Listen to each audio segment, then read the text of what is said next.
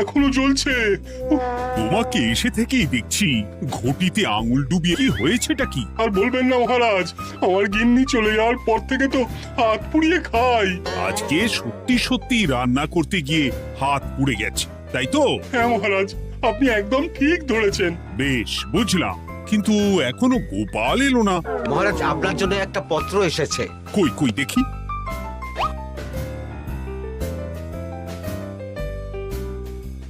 ঠিক আছে, তুমি এখন এসো। কিসের পত্র মহারাজ? দাঁড়াও, আগে গোপাল আসুক, তারপর বলছি। এই তো চলে এসেছি মহারাজ। দেখুন, আজকেও দেরি। আপনি কিছু গোপালকে বলেন না বলে লাই পেয়ে পেয়ে গোপাল আপনার মাথার উপরে উঠে গেছে। আমার নাম কি চুল নাকি যে মাথার উপরে উঠবো? আপনিও পারেন বটে। আমার নিজেরটাকেই চুল নেই। বাদ দাও, শোনো, আমি একটা নিমন্ত্রণ পত্র পেয়েছি। পাহাড়পুর রাজ্যের জমিদার বল্লভ নারায়ণ আমাকে নিমন্ত্রণ করেছেন। এ তো বেশ সুসংবাদ মহারাজ। পাহাড়পুর অপূর্ব সুন্দর রাজ্য, আপনি ঘুরে আসুন মহারাজ। না না না না না, আমি একা যাব না, তোমাকেও যে যেতে হবে। আজ বিকেলেই বেরোবো, তুমি জামা কাপড় গুছিয়ে রেখো। এ আমার পরম সৌভাগ্য মহারাজ। এ কি মহারাজ, গোপাল কেন যাবে? আমি কি দোষ করেছি? আমাকেও নিয়ে চলুন। না না না, তুমি রাজ্যের মন্ত্রী, আমি বেশ কিছুদিন থাকবো না, তাই রাজ্যটা তোমাকেই সামলাতে হবে। আচ্ছা আচ্ছা, আপনি তো রানীমাকেও নিয়ে যেতে পারতেন। আমি কোথায় কাকে নিয়ে যাব সেটা আমার একান্তই ব্যক্তিগত ব্যাপার। তুমি বেশি বোঝাতে এসো না মন্ত্রী। বেশ।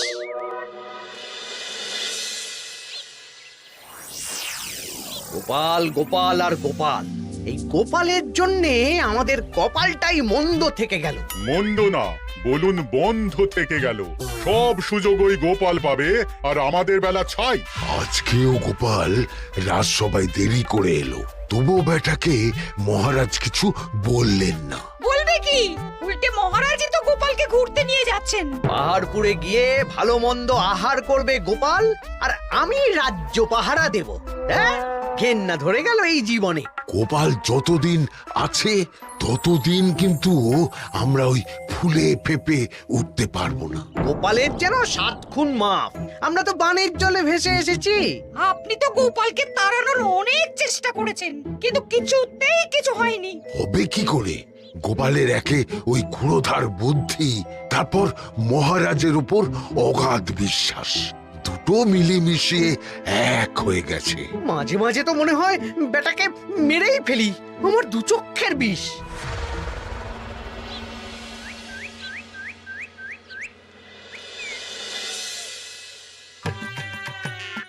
বলছি গিন্নি, কি এত তুমি পোটলায় বাঁধছো বলো তো? এত দূরের রাস্তা, তাই শুকনো খাবার ভালো করে বেঁধে দিচ্ছি। হ্যাঁ, তা কি কি দিয়েছো শুনি? ভিজে চিড়ে দিয়েছি, মুড়ি, নারকোল কুচো, চিনি দিয়েছি। হ্যাঁ, ব্যাস, আর কিচ্ছু দিতে হবে না। আমার সাথে তো মহারাজও যাচ্ছেন। আমি একটু বেশি করে দিয়েছি গো। দূর, সে কথা বলিনি। মহারাজ যাচ্ছেন তো, তাই মহারাজও নিশ্চয়ই রাজবাড়ি থেকে ভালো মন্দ খাবার নিয়ে আসবেন। যে যার নিজের তালে থাকে।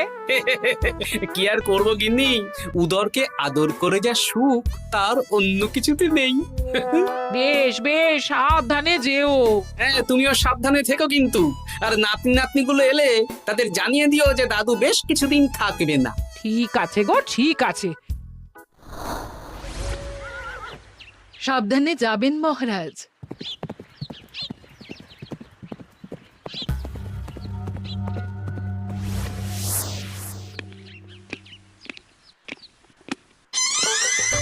তুমি হুটহাট করে কোথায় চলে যাও বলো তো?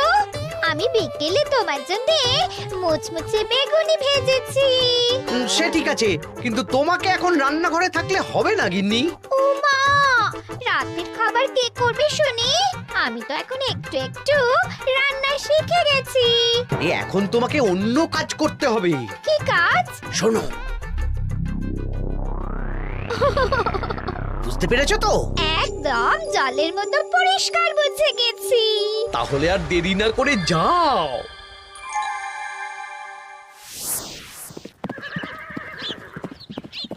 মহারাজ একটা কথা বলতে পারি? বলো গোপাল। আমরা পাহাড়পুর জমিদার বাড়িতে যাচ্ছি কেন? তুমি তো জানো আমাদের সেনাপতি এখন একা একাই নিজের সংসার সামলায়। হ্যাঁ, ওই ঘটনার পর থেকে তো সেনাপতির জন্য ভালো পাত্রীও পাওয়া যায়নি। পাহাড়পুরের জমিদার বল্লভ নারায়ণের একমাত্র কন্যা এখন বিবাহযোগ্যা, তাই আমি আর তুমি দেখতে যাচ্ছি। সেনাপতিকেও সাথে নিয়ে গেলে হতো। না, আগে আমরা যাব, মেয়েটা কেমন সেটা বিচার বিবেচনা করে ফিরে আসবো। তারপর যদি সেনাপতি রাজি হয় তখন আমরা বাকি ব্যবস্থার দিকে এগোবো, তাই তো? একদম তাই। আর তোমার চেয়ে ভালো মানুষ চেনার ক্ষমতা আমার জানা আর কেউ নেই, সেই জন্যই তো তোমাকে নিয়ে এলাম। এ আমার পরম সৌভাগ্য মহারাজ।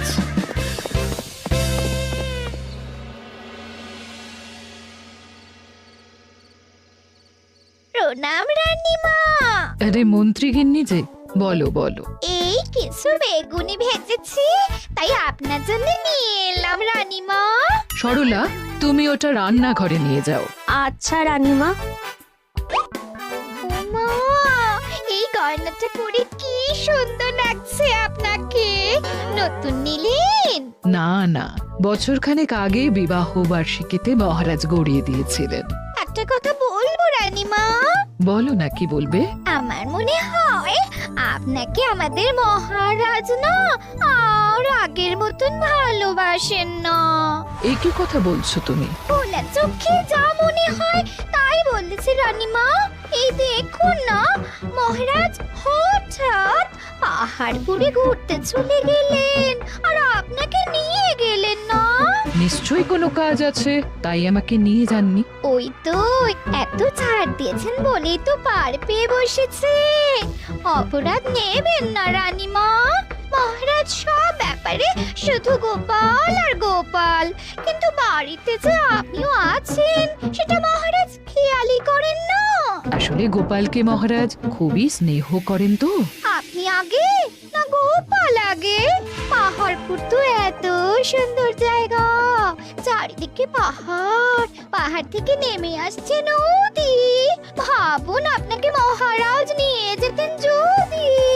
সত্যি তো, আমাকে তো মহারাজ নিয়ে গেলেন না। নিয়ে যাবেই বা কেন? আপনাকে তো আর মহারাজ আগের মতো ভালোই বাসেন না। সব ধ্যান জ্ঞান এখন শুধু গোপাল। হ্যাঁ সত্যি তো, আমি তো এটা ভেবেও দেখিনি কখনো। গোপালই আপনার কপাল পুড়িয়েছে। আসছে রানীমা।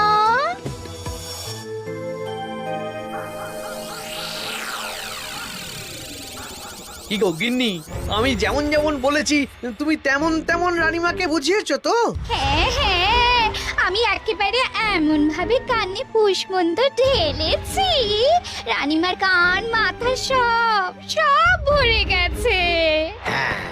এবার শুধু মাঝে মাঝে ইন্ধন জুগিয়ে যেতে হবে, বুঝলে? তারপরে তোমার পথের কাঁটা ফাঁকা হয়ে যাবে। আর একবার গোপাল সরে গেলেই আর কোনো চিন্তা নেই। দু হাত ভরে রোজগার করবে গো।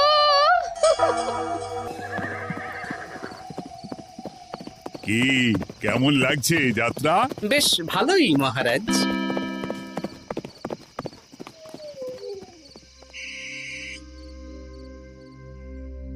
রানীমা, খাবার কি আমি এই ঘরে নিয়ে আসবো?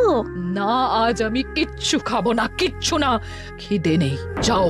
এ কি রানীমা, আপনি তো সেই দুপুরের পর কিছুই খাননি। তোমাকে একবার কিছু বললে তুমি বুঝতে পারো না? বলেছি তো আমার খিদে নেই, আমাকে বিরক্ত করো না, যাও।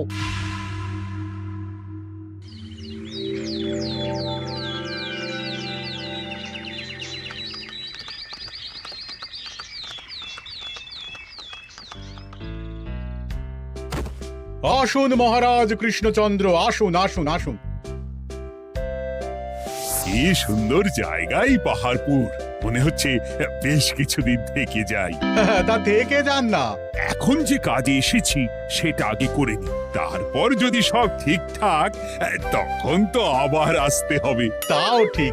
এই বিমলা মা, এদিকে আয়। এই নিন কমলা লেবুর শরবত। বেশ সুন্দরী দেখতে মহারাজ। নিজের মেয়ে বলে বলছি না, বিমলা সব কাজ নিজের হাতে করে। বাড়িতে পাঁচটা দাসী আছে, তাদের কাজই করতে দেয় না। বাহ বাহ বাহ, ভালোই তো। আপনার মেয়েকে তো বেশ লক্ষ্মীমন্ত দেখতে। ও অনেক ছোটবেলায় মাকে হারিয়েছে, কিন্তু নিজের ইচ্ছে পড়াশুনো রান্না বান্না সব শিখেছে। যেমন হাতের রান্না তেমনই মাথায় বুদ্ধি। রান্না তো খেলেই বুঝতে পারবো। হ্যাঁ, আজ দুপুরে সব রান্না তো নিজের হাতেই করছে। আমি ওকে কিছু প্রশ্ন করতে চাই। দাঁড়িয়ে আছো কেন মা? বসো। মহারাজ, আপনার অনুমতি নিয়ে আমি বিমলাকে কিছু প্রশ্ন করতে চাই। করো না। আচ্ছা বিমলা, তোমার বয়স কত? আসছে শ্রাবণে আমি 19 বছরে পড়ব। আচ্ছা, শ্রাবণ মাসে জন্ম, বর্ষাকালে। বেশ বেশ। আচ্ছা বলো তো, মেঘের ডাকে জল ছেড়ে ডাঙায় উঠে পড়ে, মানুষ তাকে হাতে পেলে নিয়ে যায় ঘরে, এটা কি? কই মাছ। বাহ বাহ, এবার বলো তো, এমন কোন জিনিস যেটা একান্তই তোমার কিন্তু অন্যেরা বেশি ব্যবহার করে? আমার নাম। বাহ বাহ বাহ বাহ বাহ, খুব সুন্দর খুব সুন্দর। আপনার মেয়ের মাথায় বুদ্ধি আছে। আচ্ছা আচ্ছা, আরেকটা প্রশ্ন করব। বলো তো, একটা অঙ্ক পরীক্ষায় তোমার বাবা 100-তে 90 পেয়েছে, তুমি 100-তে 100 পেয়েছো, আর আমি 100-তে 95 পেয়েছি। তাহলে কে বেশি বুদ্ধিমান? আপনি বেশি বুদ্ধিমান। এমা, এটা তুই কি বললি রে? তুই তো 100-তে 100 পেয়েছিস, তাহলে তুই বেশি বুদ্ধিমান হবি না? না না, আমি হলে তো বুদ্ধিমতী হব। দারুণ দারুণ। জমিদার মশাই, আপনার মেয়ে সত্যিই বুদ্ধিমান, না মানে বুদ্ধিমতী। এবার দুপুরের ভুরি ভোজটা খেলেই বুঝতে পারবো হাতের জাদু।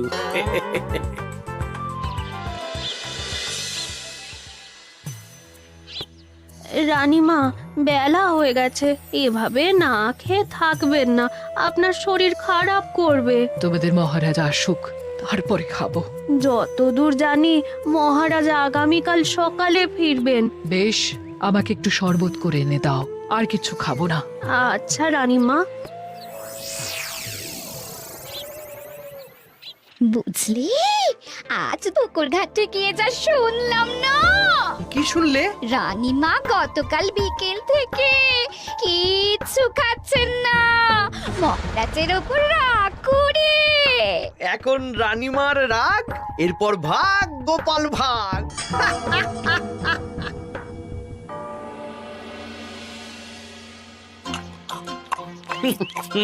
সত্যি বিমলা, তোমার হাতের রান্নার কোনো তুলনা নেই মা। আমাদের সেনাপতি তাহলে আর হাত পুড়িয়ে রান্না করবে না বলছো? সে যদি কর্তাগিন্নিতে রাগারাগি হয় তখন। মা আমার লজ্জা পেয়েছে। তা আপনাদের কোনো আপত্তি নেই তো? কি যে বলেন, আপনার রাজ্যের সেনাপতি বলে কথা। বলছি, বিমলাকে তো আমাদের সেনাপতি দেখলো না, তাহলে? বিমলার একটা তৈলচিত্র আছে, আমি আপনাকে বরং সেটা দেব, আপনি ওনাকে গিয়ে দেখাবেন। সেই ভালো হবে, আমাদের খুব পছন্দ হয়েছে। তাহলে সেনাপতি রাজি হলে আমরা বিবাহের তারিখ চিঠিতে জানিয়ে দেব। আচ্ছা মহারাজ।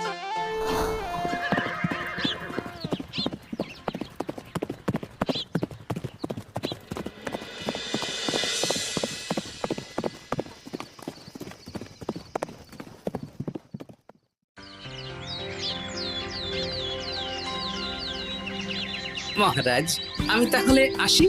যাওয়ার পথে আমি সেনাপতির সাথে কথা বলে নেব। হ্যাঁ হ্যাঁ গোপাল, এসো।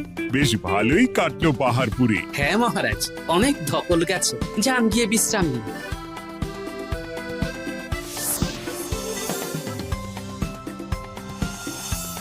কি সেনাপতি, পছন্দ তো? হ্যাঁ, খুব পছন্দ হয়েছে গোপাল। তোমার চোখ তো দেখছি একেবারে জহুরের চোখ।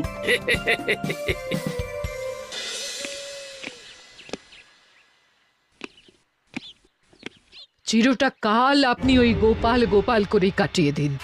কি হলো? রানীমা গত পরশু থেকে কিচ্ছু খাননি, গতকাল একটু শরবত খেয়েছেন শুধু। কেন, কি হয়েছে? দেখুন মহারাজ, সহ্যের একটা সীমা আছে। আরে আমার তো কিছুই মাথায় ঢুকছে না। মাথায় শুধু গোপাল থাকলে আমার কথা ঢুকবে কি করে মহারাজ?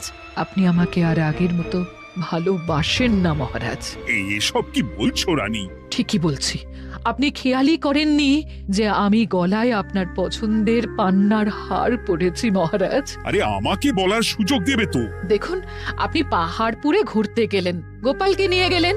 আমারও মনে হয় কোথাও ঘুরতে যাই মহারাজ। আরে গোপালকে নিয়ে যাওয়ার প্রয়োজন ছিল, তাই নিয়ে গেছি। গোপাল তো আপনার প্রিয়জন, তাই ওকেই আপনার প্রয়োজন। আমি তো কেউ না। দেখো, গোপাল আমার সব বিপদে আপদে পাশে থাকে, তাই ওকে ভরসা করি। সেটা তো তুমি খুব ভালো করে জানো। আজকের পরে হয় গোপাল থাকবে, না হলে আমি থাকবো। না না না, এ হতে পারে না।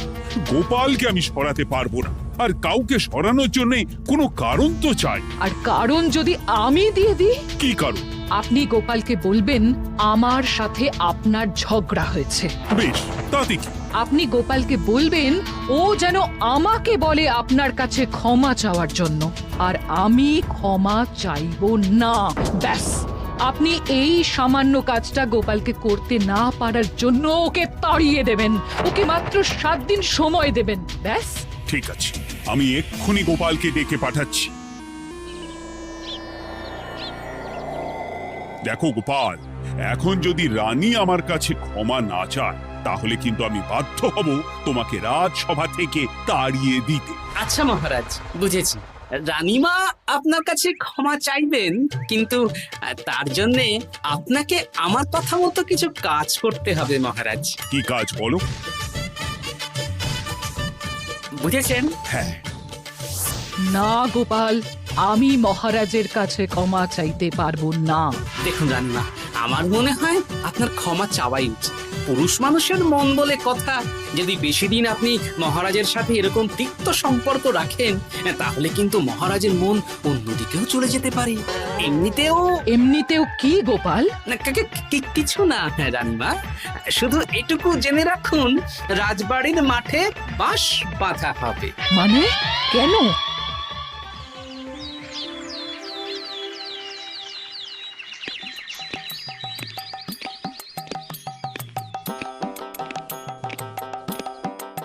আসতে পারি মহারাজ?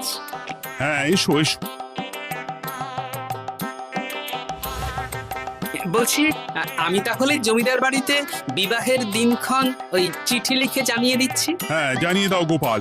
আর কি কি কেনাকাটা করতে হবে সেটার একটা তালিকা বানিয়ে ফেলো। আচ্ছা মহারাজ, মেয়ের শাড়ি আপনি নিজে পছন্দ করে কিনবেন তো? হ্যাঁ, ওই শাড়িওয়ালাকে আজকে দুপুরেই আসতে বলো। আচ্ছা মহারাজ। বিয়ের শাড়ি, কেনাকাটা, এসব কি মহারাজ? সেসব বলা যাবে না রানী, সময় হলে জানতেই পারবে। তবে বিমলাকে অপরূপ সুন্দরী দেখতে, এটুকু বলতে পারি। দেখুন তো মহারাজ, ওই টোপরটা ঠিক আছে কিনা? একদম ঠিক আছে, খুব সুন্দর। শাড়িওয়ালা এক্ষুনি আসছে। আসছি মহারাজ। এসো এসো। তার জন্য শাড়ি লাগবে মহারাজ? রানীমার জন্য? না না, বিমলার জন্য। বিমলাকে? এক অপরূপা তরুণী, বুদ্ধিমতীও আছে, ধীর স্থির, ঝগড়া করে না। বেশ, অনেক হয়েছে মহারাজ। দোহাই আপনার, আপনি দ্বিতীয় বিয়ে করবেন না। আমি ক্ষমা চাইছি। কি বলছো রানী? আমি বুঝতে পেরেছি, আমি আপনাকে গোপালের নামে 2-4 কথা শুনিয়েছি বলে আপনি বিয়ে করতে চলেছেন। আমি আর রাগারাগি করব না, আমাকে ক্ষমা করুন। ব্যাস, রানীমা ক্ষমা চেয়ে নিয়েছেন, মানে আমার চাকরিটা থাকছে। হ্যাঁ গোপাল, হ্যাঁ, দোহাই তোমার, মহারাজকে বিপথে চালিত করো না। আরে দূর, আমি বিয়ে করছি নাকি? বিয়ে তো হবে সেনাপতির। ওর জন্যই তো পাত্রী দেখতে পাহাড়পুরে গেছিলাম, গোপাল আর আমি। তার মানে মন্ত্রীর বউ আমাকে ভুল বোঝালো? আবার মন্ত্রীর কোনো ষড়যন্ত্র হবে, ওকে না নিয়ে গিয়ে গোপালকে নিয়ে গেলাম বলে। সেনাপতির বিয়ের আগেই আপনি মন্ত্রী মশাইকে ধোলাইটা দিয়ে দিন। ঠিক বলেছ রানী, তুমি বরং শাড়ি পছন্দ করো, আর আমি চললাম মন্ত্রীকে ধোলাই দিতে।